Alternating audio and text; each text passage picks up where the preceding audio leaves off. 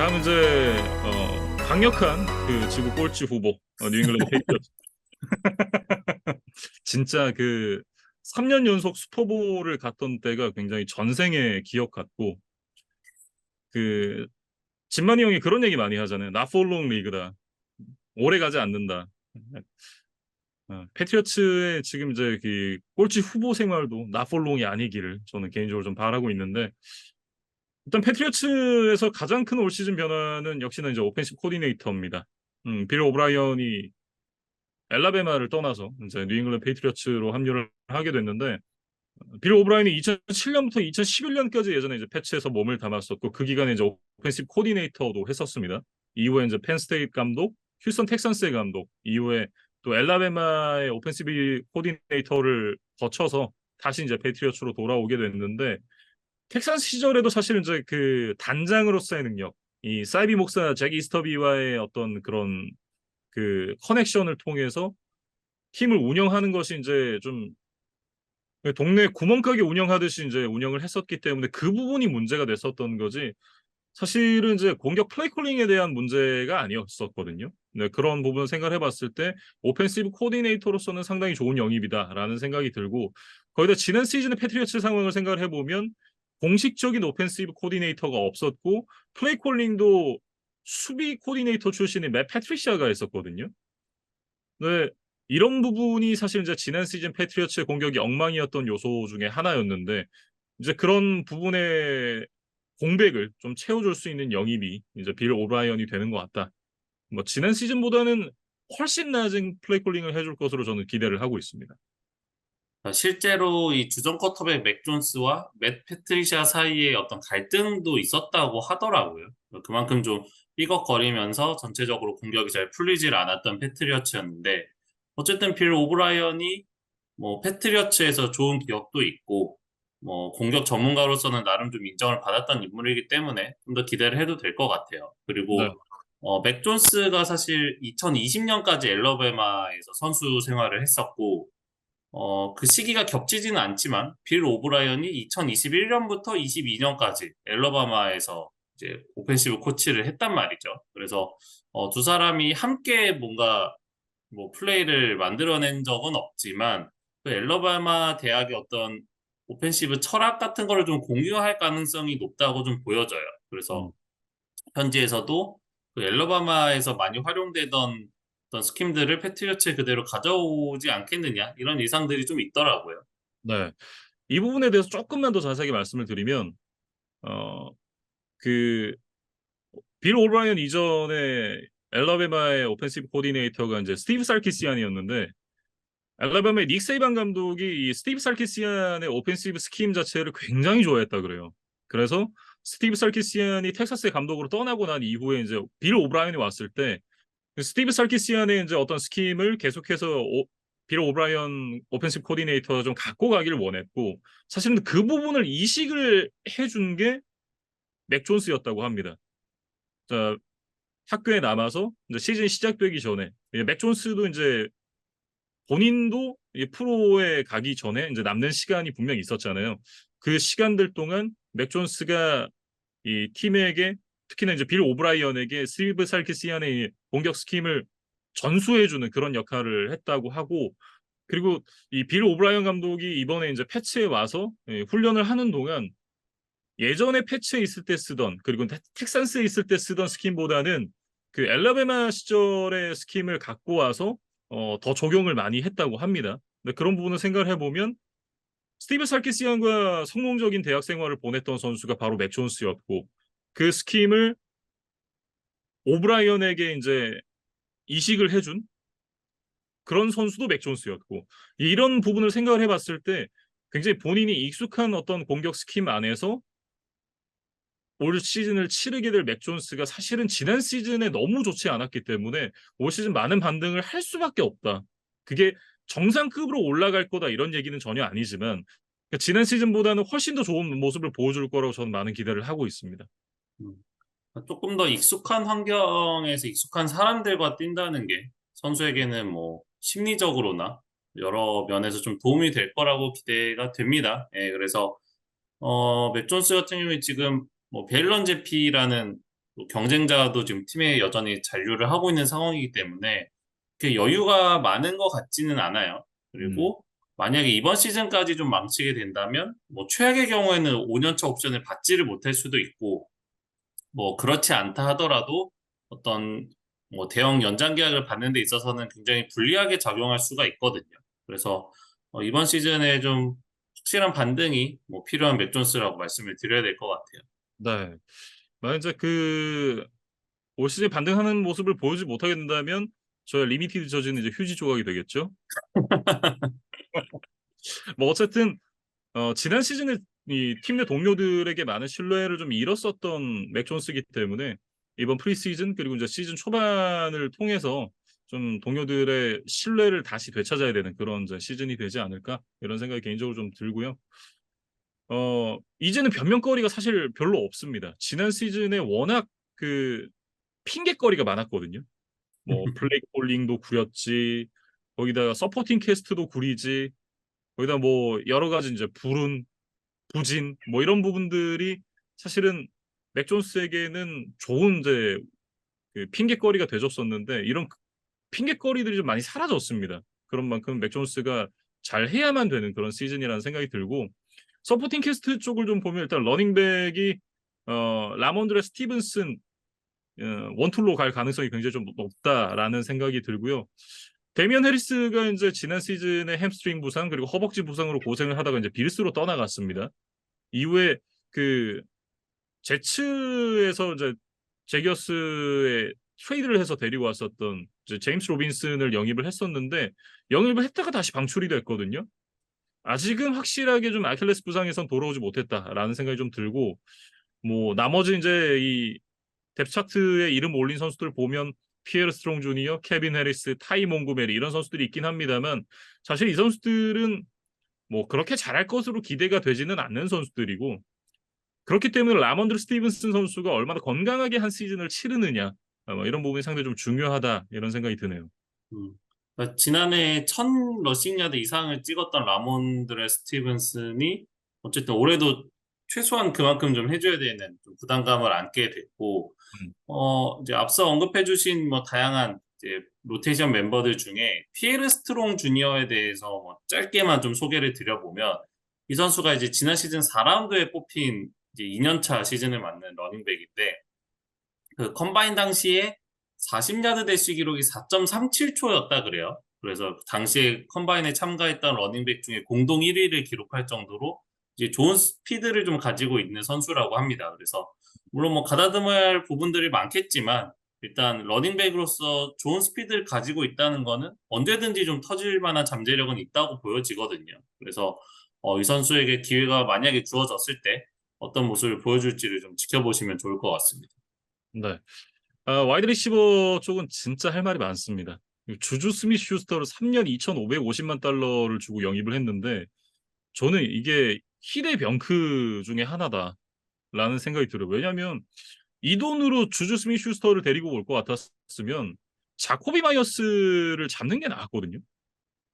근데 지난 시즌 두 선수의 성적만 비교를 해봐도 마홈스랑 뛰면서 933야드에 3개의 터치다운을 기록했었던 주주 스미스 슈스터 그리고 맥 존스랑 뛰면서 804야드에 6개의 터치다운을 기록한 자코비 마이어스 이 두 선수를 비교를 해보면 저는 마이어스가 훨씬 더 나은 리시버라고 생각을 하거든요. 오프필드 이슈도 별로 없는 선수였고 마이어스 같은 경우에는 주주는 이제 사실 좀 뭐랄까 좀 문제가 있는 선수인 거는 저희가 뭐 잘 알고 있잖아요. 이미 많이 이제 까기도 했었고 예. 그렇기 때문에 실제로 계약을 하는 과정에서도 자코비 마이어스가 더 많은 돈을 받기도 했습니다만 어쨌든 그 주주 스미스 슈스터를 저렇게 또 장기 계약으로 잡는 뭐 이런 부분들이 저는 굉장히 마음에 들지 않습니다. 사실 주주 스미스 슈스터 같은 경우에 2018년 이제 스틸러스에서 1400야드 이상을 잡아내면서 뭐 NFL의 미래를 이끌 슈퍼스타로 좀 뭐 평가를 받기도 했었어요. 근데 이제 그 이후에는 뭐 필드 위에서의 퍼포먼스도 많이 떨어졌고 오프필드에서의 어떤 기행들이 더 많이 부각되는 그런 이제 커리어를 보내고 있다가 지난 시즌에 칩스에서 좀 부활에 성공을 했거든요. 정규리그와 플레이오프를 합치면 이제 1000야드 이상을 잡아냈고, 뭐 마홈스 덕분에 이제 우승 반지까지 좀 얻게 됐죠. 그래서 사실은 칩스에서 좀 연장 계약 오퍼를 실제로 받았다고 합니다. 예, 근데 이 선수가 뭐 패트리어츠를 결국에 선택을 한 거고, 말씀해주신 대로 좀 걱정이 되죠. 그러니까 마홈스 켈시와 함께 뛰던 주주 스미스 슈스터가 이제 맥 존스와 뛰면서 자신이 좀 넘버원 역할을 해줘야 되는 상황이다. 이거는 분명히 선수 입장에서는 더 많은 프레셔를 받는 상황이고, 또 이 엄격한 규율을 강조하는 이 빌 벨리책 감독 밑에서 이 주주 스미스 슈스터가 사고를 치지 않고 선수 생활을 할 수 있겠느냐라는 걱정도 음, 어떻게 보면 좀 합리적인 의심인 것 같아요. 근데 네. 이제 주주의 인터뷰를 살펴보면, 물론 인터뷰가 뭐 어느 정도 신뢰성이 있고 뭐 선수의 속마음을 다 반영한 건지는 모르겠지만, 빌 벨리책 감독이 있었기에 자신은 패트리어츠를 선택했다, 이렇게 이야기를 일단은 했거든요. 그래서 감독에 대한 리스펙트를 일단 한번 보여줬기 때문에 계약 기간인 이 3년 동안 이 초심을 좀 잃지 않고 패트리어츠에서 좋은 활약을 보여주길 좀 기대를 해보겠습니다. 네. 저는 이제 별로 기대가 잘 안 됩니다. 네.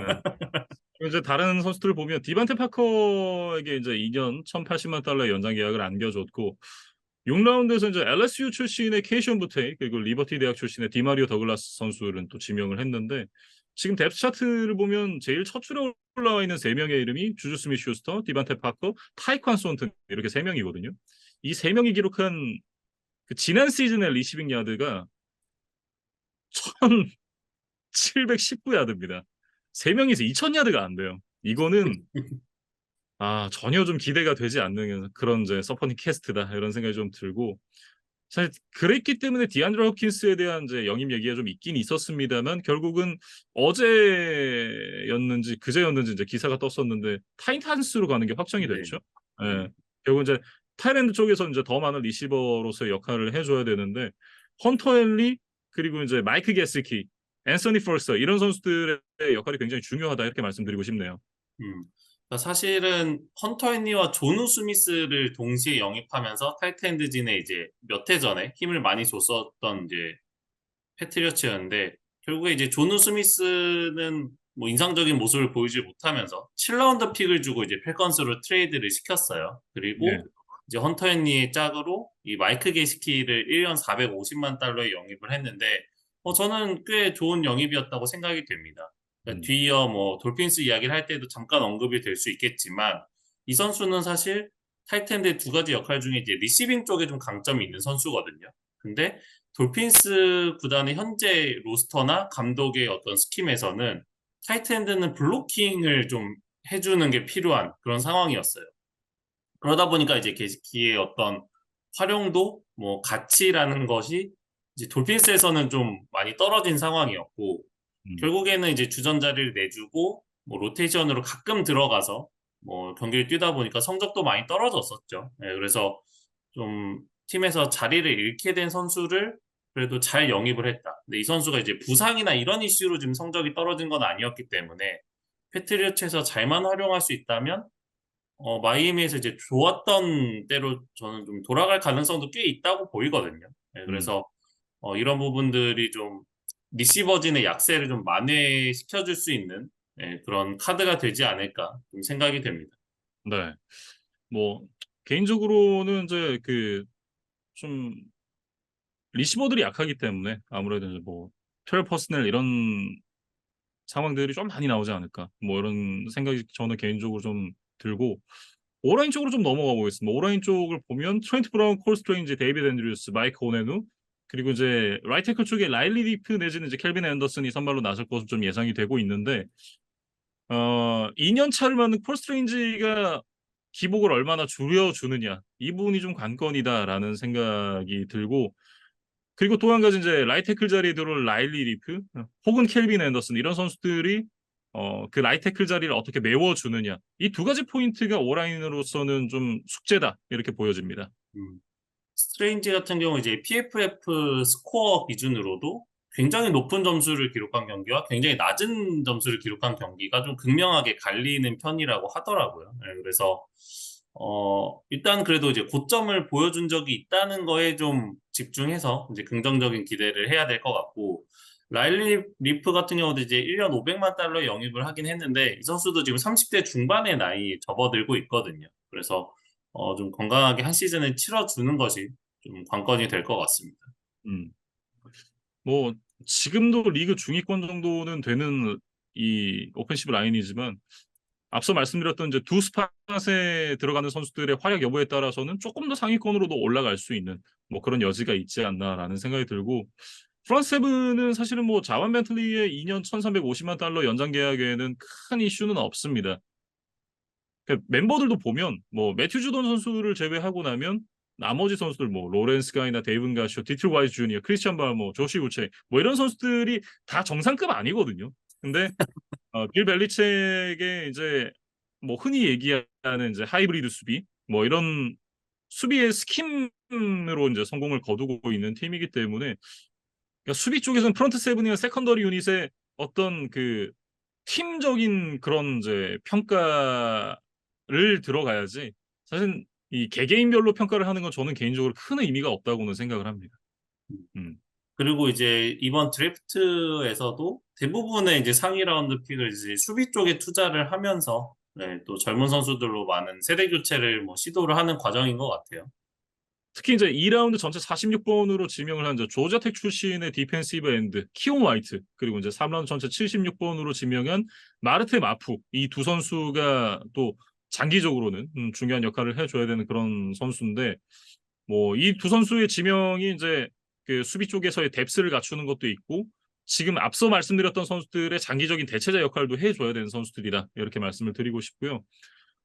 키온 화이트 선수가 올드 도미니언을 다니면서 타이트엔드로 뛰다가 2019년에 이제 디펜시브 엔드로 전향을 한 선수입니다. 그러면서 포텐이 폭발을 했고 2021년에 이제 조지아 텍으로 가게 됐는데 2020년에 이제 농구를 하다가 발목을 다쳐서 이제 2021년엔 제대로 뛰질 못했었고 2022년에 이제 7.5개 색과 14개 태클 폴 로스를 기록을 하면서 어느 정도 이제 이 부상을 털어내는 모습을 보여줬습니다.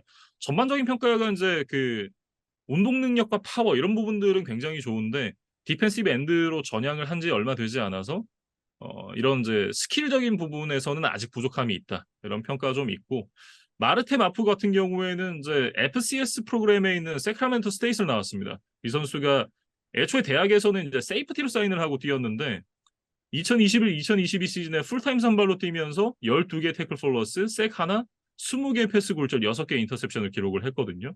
피지컬이 굉장히 좋고 수비에 대한 이해도가 뛰어난 선수다라는 평가가 많은데 다만 이제 FCS 레벨에서만 뛰었기 때문에 아직 좀 검증이 되지 않은 부분이 있습니다만 현재 이 시즌 전에 훈련하는 부분을 들여다봤을 때 이 패치 디펜스 시스템이 굉장히 잘 녹아들고 있고 훈련 중에는 이제 라인베커로서도 세이프티로서도 좋은 모습을 보여주고 있다고 해요.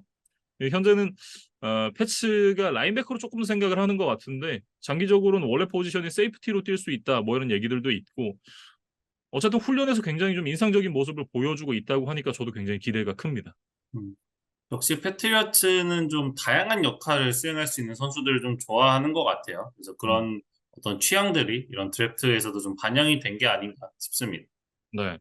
세컨더리 쪽은 이제 그 코너백 조나단 존스를 2년 1,900만 달러, 제일런 밀스를 1년 375만 달러 재계약을 했는데 어, 가장 또 이제 그 주목해봐야 될 선수 중에 하나가 크리스티안 곤잘레스 이번 드래프트 1라운드에 지명을 한 선수입니다. 이 선수가 드래프트 전에는 이제 코너백 중에서 사실은 가장 높은 평가를 좀 받고 있던 선수였는데 실제로 지명 코너백 중 세 번째로 받았고요. 185cm의 장신 코너백으로 맨투맨 수비에 강점이 있고 이 선수가 이제 풋워크가 좋아서 방향 전환도 잘하는 데다가 팔이 길어서 커버리지 능력도 좋다고 해요.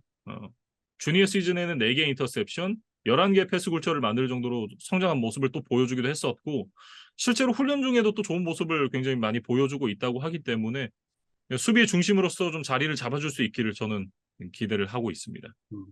그러니까 전체 17번으로 이 곤잘레스가 뽑혔는데 당초 전문가들의 예상으로는 빠르면 10번 이내, 음, 늦어도 15번 이전에는 뽑힐 선수라는 평가를 대부분 했더라고요. 그래서 ESPN의 드래프트 프레딕터라는 이제 프로그램에 따르면 15번 이후에 뽑힐 확률이 1% 미만이다라는 이제 뭐 데이터까지 있었던 선수인데 결국에는 그 1% 미만의 확률이 좀 터졌다고 봐야겠죠. 네, 그래서 뭐 각 구단마다 뭐 이 선수에 대한 평가는 달랐겠지만 대외적인 평가 기준으로는 굉장히 패트리어츠가 좋은 선수를 비교적 낮은 순번에서 이제 영입할 수 있었다라는 뭐 이야기고 그래서 스틸픽이라는 뭐 이야기들 많이 듣더라고요. 네, 그래서 패트리어츠가 좀 성공적인 드래프트를 모처럼 좀 해낸 것 같고 말씀해주신 대로 지금 이 선수가 코너백 치고는 꽤나 피지컬이 탄탄한 편인데 기존에 있는 패트리어츠의 코너백 자원들이 대부분 좀 단신들이 많거든요. 그래서 이 장신 리시버들 좀 막아줄 수 있는 곤잘레스의 존재는 좀 패트리어츠에게는 좀 반가운 영입이 될 것 같고, 키가 크지만 40야드 대시 기록도 지금 4.38초예요. 그러니까 굉장히 스피드도 좋고, 볼 스킬 능력도 좋고, 뭐 다만 이제 뭐 쿼터백에 지나치게 좀 집중하다가 리시버를 놓치는 경우들이 있다라는 뭐 지적이 있기는 하지만 이런 부분들은 뭐 빌 벨리책 감독이 충분히 좀 고쳐낼 수 있는 문제가 아닌가 싶거든요. 그래서 지금 패트리어츠의 뎁스 차트를 보면 11명의 주전 중에 10명은 다 기존에 있던 인물들이에요. 근데 새롭게 지금 추가된 것이 바로 이 크리스티안 곤잘레스거든요. 그래서 좀 수비에서 새로운 변수, 그다음에 활력소를 좀 불어넣어 주기를 기대를 하고 있는 시즌입니다. 네. 그리고 이제 지난해 이제 4라운드에 지명을 했었던 코너백 이제 잭 존스가 공항에서 이제 가방에 총알이 장전된 총 2개가 이제 발견이 되면서 체포가 됐습니다. 3만 달러의 보석금을 내고 일단은 나오긴 했는데 지금 법정에서 이제 공판이 이제 진행 중인 걸로 제가 알고 있고 이 선수가 이제 2018년에는 판다 익스프레스에서 강도죄를 저질러서 또 체포가 된 전적이 있더라고요. 그러면서 45일간 가택연금도 당하고 뭐 이랬었는데 이 선수가 사실은 원래 진짜 주전으로 뛰어줄 것으로 좀 기대가 됐던 선수입니다. 뭐 조나단 존스가 연장 계약을 맺긴 했습니다만 사실은 이제 뭐 스냅을 나눠지면서도 좀 이제 백업 쪽으로 이제 좀 역할을 해줬어야 되는 선수였다면 이 선수가 이제 재판 결과가 어떻게 되느냐에 따라서 뭐 좀 많은 것들이 좀 달라질 수 있다라는 생각이 들고 어쨌든 이제 주전으로 뛰어줘야 되는 선수가 이런 행동으로 인해서 체포를 당한다? 저는 굉장히 실망스럽다. 이렇게 좀 얘기를 하고 싶고요. 세이프티에서 이제 데빈 맥코티 선수가 은퇴를 했습니다. 맥코티의 빈자리가 상당히 좀 클 수밖에 없다라는 생각이 드는 게 지난 시즌에 그 디펜시브 스냅의 97%에 참여를 했었던 선수가 바로 데빈 맥코티였거든요. 수비에서 가장 많은 이제 수비 스냅에 참여를 했는데 그다음이 자완 벤틀리의 80%, 그다음이 카일 더그의 67%였습니다. 그만큼 데빈 맥코티의 공백이 클 수밖에 없다. 그래서 올해 카일 더거의 역할이 굉장히 중요하다. 이렇게 좀 생각이 들고요. 거기다 이제 자브리 페퍼스 선수가 2년 900만 달러 이제 재계약을 하면서 이제 팀에 남게 됐는데 올해 이제 그 앞서도 말씀드렸습니다만 그 라인베커와 세이프티를 좀 왔다 갔다 하면서 뛸 것으로 예상이 되는 마르테 마프가 또 스냅을 어느 정도는 좀 책임을 져줄 것으로 보이긴 합니다만 뭐 카일 더고 자블 페퍼스 이런 선수들이 뭐 좋은 역할을 기본적으로는 해줘야 된다. 이렇게 말씀드리고 싶네요. 뭐 이렇게 이제 패트리어츠의 어떤 변화들에 대해서 좀 살펴봤는데 뭐 김민준 아나운서도 앞서 언급했지만 이제 최하위 위기다 뭐 이런 이야기들을 저희가 계속 해왔잖아요. 위기가 아닙니다. 이건 확정. 그래서 실제 이제 과거 기록을 좀 살펴보니까 NFL이 이제 2002년부터 이제 한 지구에 5팀에서 4팀으로 좀 개편을 했었어요. 그래서 그 개편 이후에 패트리어츠의 성적을 보니까 최하위를 기록한 적이 한 번도 없었더라고요. 음, 그 20여 년의 기간 동안. 근데 어떻게 보면 이제 올해가 가장 큰 위기를 좀 맞았어요. 네. 지구 라이벌들이 워낙 전력들이 다 급상승을 했기 때문에 브레디가 은퇴한 이후에 좀 쇠락세를 겪고 있는 패트리어츠 입장에서는 좀 어려워 보이는 시즌이기는 합니다. 근데 이제 이거는 플레이오프 진출 여부와는 상관없이 또 어떤 구단의 자존심일 수 있잖아요. 이러한 이제 좋은 기록을 이어가고 싶은 그런 좋은 기록들을 좀 이어갈 수 있을지 빌 벨리책 감독의 좀 어깨가 무거워진 시즌이 될 것 같아요. 네. 그나마 좀 다행인 점은 그 그 사스날 시절에도 챔스를 못 나간다는 생각을 안 해봤었는데 사스날이 우리가 그리웠던 기간이 굉장히 길었잖아요. 아스날 입장에서는. 저는 이제 아스날을 오랫동안 이제 응원을 해오고 있는 입장에서 지난 시즌이 굉장히 아스날이 반등을 하는 좋은 모습을 보여주면서 이제 리그 2위로 또 올라왔는데 어, 암흑기가 굉장히 길었음에도 어쨌든 올라온다라는 게 어느 정도 증명이 됐잖아요. 더군다나 이제 어, 지구 4위 밑으로는 내려갈 일이 없기 때문에 예, 그나마 좀 다행이다라는 생각이 들고 전반적으로는 이제 뭐 여러 이슈들이 있긴 합니다만 수비는 별로 걱정이 안 됩니다. 늘 그랬던 이제 좋은 수비를 보여줄 것으로 예상을 하고 있고 올 시즌의 성적은 역시나 빌 오브라이언이 어느 정도로 이제 공격을 개선을 시키는가 이 부분과 맞닿아 있다 이렇게 좀 생각이 드는데 그에 따라서 이제 맥 존스가 얼마나 반등을 해주느냐 이런 부분이 올 시즌의 패치에게는 가장 중요할 것으로 보입니다.